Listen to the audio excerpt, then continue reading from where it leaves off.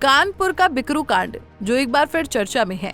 इस नरसंहार को भले ही 5 साल हो चुके हों, लेकिन एक बार फिर कानपुर में इसकी चर्चाएं होने लगी हैं। वजह है इस घटना में घायल पुलिसकर्मी, जिनसे सरकार अब उपचार पर किए गए खर्च की वसूली करेगी। जी हाँ, ये सुनकर आपको अजीब जरूर लग रहा होगा, लेकिन ये सच है, क्योंकि बिकरू कांड में घायल पुलिसकर्मियों को नोटिस भी जारी कर दिया गया है, जिसमें कहा गया है कि 15 दिनों के अंदर 6.5 लाख रुपए वापस कर दें, नहीं तो वेतन से 20% की कटौती की जाएगी। बता दें कि बिकरू कांड 2 जुलाई 2020 की घटना है, जब दबिश देने गए सीओ देवेंद्र मिश्रा सहित 8 पुलिसकर्मियों की विकास दुबे ने गोली मारकर हत्या कर दी थी, जिसमें 5 पुलिसकर्मी घायल हो गए थे। वहीं अब नोटिस मिलने के बाद पुलिसकर्मी निराश हैं। उनका कहना है कि इतनी बड़ी रकम एक साथ कैसे लौटा सकते हैं।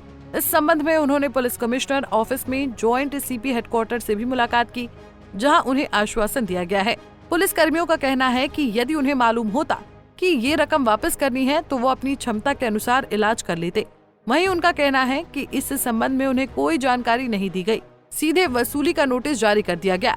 दरअसल उत्तर प्रदेश के कानपुर में 2 जुलाई 2020 की रात CO Devendra Mishra police team के साथ विकास दुबे के गांव बिकरू दबिश देने के लिए गए थे, जहां विकास दुबे और उसके गुर्गों ने सीओ देवेंद्र मिश्रा सहित 8 पुलिसकर्मियों को गोली मारकर उनकी हत्या कर दी थी। इस दौरान 5 पुलिसकर्मी घायल हुए थे, जिनमें sub inspector Kaushalendra Pratap Singh, sub inspector Sudhakar Pandey, sub inspector Ajay Kashyap, head constable Ajay Singh सिंगर, सिपाही शिव मूरत निषाद शामिल थे।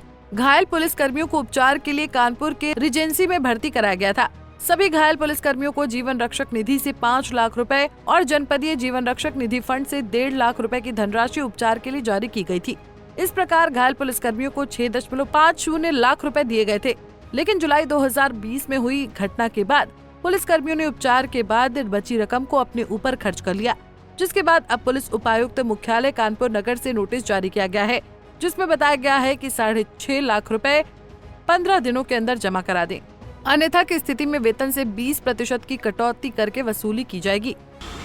देखिए, प्रकरण की तो मुझे बहुत ज़्यादा जानकारी नहीं है, लेकिन जीवन रक्षक निधि एक पूल होता है जिसमें कि सरकार कंट्रीब्यूट करती है और तत्कालिक प्रभाव से जैसे ऑपरेशन के लिए किसी की मदद हो, उसके पास पैसे ना, उसको मदद करने के लिए होता है। तो जैसा कि मैंने बताया, एक पूल है, तो ये एक टेम्प्रेरी लोन की तरह होता है जो आपको लौटाना पड़ता है किस्तों से कट के। इस पर कोई ब्याज नहीं लगता है।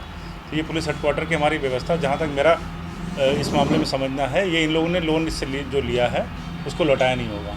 और तरीका इसका ये होता है कि आप अपना जब इलाज कराते हैं तो इलाज के सारे पेपर, सारे कागजात लगा के जब आप सबमिट करते हैं तो सरकार उसको रिम्बर्समेंट देती है। कहीं ना कहीं चूक हुई है, इस वजह से इनकी रिकवरी आई है।